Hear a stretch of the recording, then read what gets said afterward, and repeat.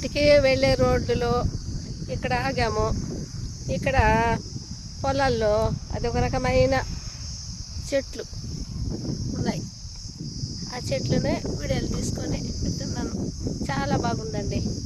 ఇక్కడ బాగా ఆకాశము, ప్రకృతి, చెట్లు ఏమో వెరైటీగా ఉన్నాయి. ఈ చెట్లు ఎందుకు పనికి వస్తాయో కూడా తెలియదు.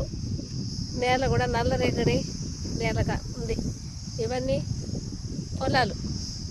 పొలాల్లో ఈ చెట్లు ఎందుకు ఉన్నాయో తెలియదు, కానీ చూడడానికి బూడిద కలర్గా వెరైటీగా ఉన్నాయి.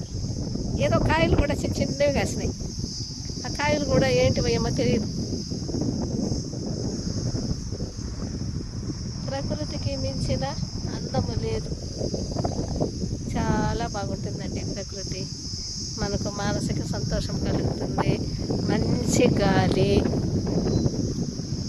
మంచి ఆక్సిజన్ మనకి ఇటువంటి పొలాల్లోనే దొరుకుతుంది.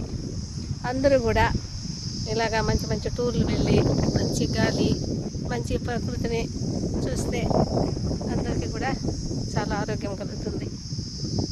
ఇంట్లోనే ఉంటే కూడా బాగుండదు.